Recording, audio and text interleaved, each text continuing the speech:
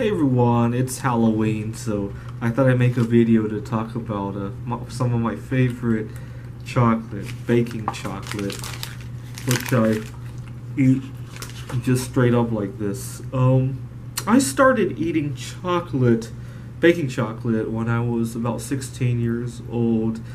At the time, I had just started cleaning up my diet, and one of the first ingredients I got rid of from my diet was sugar, including high fructose corn syrup especially. I used to drink a lot of soda, and I remember my first major assignment was I went to the grocery store to check just which brands of soda used high fructose corn syrup, because I heard it on the news, and I thought maybe some brands did it, some didn't. And to my shock, every brand of soda used high fructose corn syrup. And I was a little surprised, and it opened my eyes.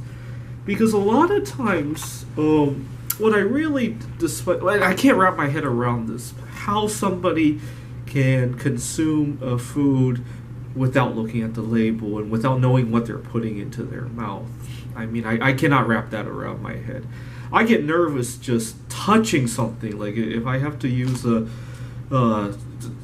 I love antiques, but I see a metal that might be a heavy metal. It might contain lead, or it might contain. Trying to think what are the other toxic metals that you might run into in an antique store.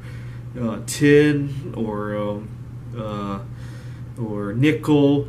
I get nervous just touching those things, let alone putting them into my mouth and swallowing them. I got really nervous looking at some old electrical equipment because it looked like it might have had mercury switches in them, and I didn't want to give very. I actually picked up my camera because it has a 50x zoom to it, and I zoomed in on what was in all that box because I didn't want to get any closer without making sure everything was safe. Anyway, so I get nervous just about that. I get nervous. I used to, at least. I don't think it's that bad anymore. But I used to think that if you had sex with somebody who ate bad stuff, because I had read about when I was reading about the dangers of trans fat.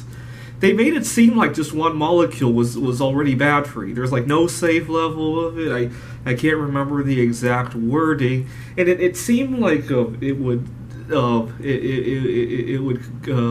come out of your skin when you were sweating, and if you got intimate with somebody who was consuming stuff like that. I used to get worried about that level of trans fat consumption, let alone actually putting it into my mouth and swallowing a big chunk of it.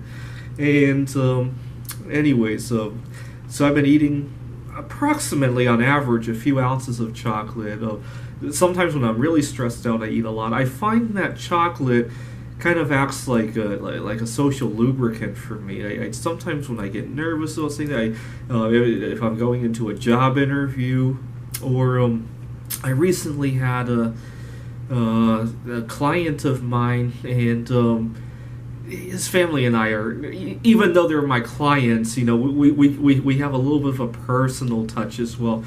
And one day I was very high on chocolate, and I just blurted out that they're from Korea, first of all. And I just blurted out that I like Korean girls, and if they know anybody that's single, let me know. And it turned out well.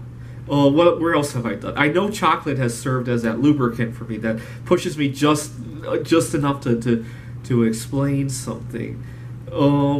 Job interviews I need that chocolate. Sometimes a few pounds of it. Right now I'm eating a lot of it because I have a little bit of a social crisis going on. People are deleting me off of Facebook in droves. So far, 21 people in the last 3 or 4 weeks. And here's the problem. In the last few years, I've had a number of hobbies, and each one of them had a little bit of a problem. See, I love to collect coins. I still do, not to the same extent as I did many years ago, but people would I don't have a lot of money, but people, they hear I collect coins, they think I'm rich. and people want to beg me to loan them some money or take advantage of me. So coin collecting, it doesn't socialize very well, is what I'm trying to say. Okay, so we got rid of the coin collecting. And then I started writing computer games. And, I work with software all day at my job. People don't want to hear about more software when they get out of work. So that has become a little bit of a problem. And so I can't really socialize with the computer games anymore. Okay, so this past year, I started to like to view outer space. When planets would come in opposition, the full moon, or even the new moon, when you get to see the stars, and I'd go shoot pictures. And that has been a little bit more social. You don't have that money problem. You also don't have the problem of burnout from software, because none of the people I work with deal with space during the workday, right? Although at one point I tried to apply for a job at SpaceX. That probably wouldn't go too well if I had that hobby there. But nowadays I run into people who tell me that the Earth is flat and that outer space is a big front. I can't find the right hobby to please everybody. Is what it just depends on the context, where I am and who I'm dealing with. But I think space has done a whole lot better for my social network than the coins or the computer game programming. But unfortunately, it's had its share of problems as well.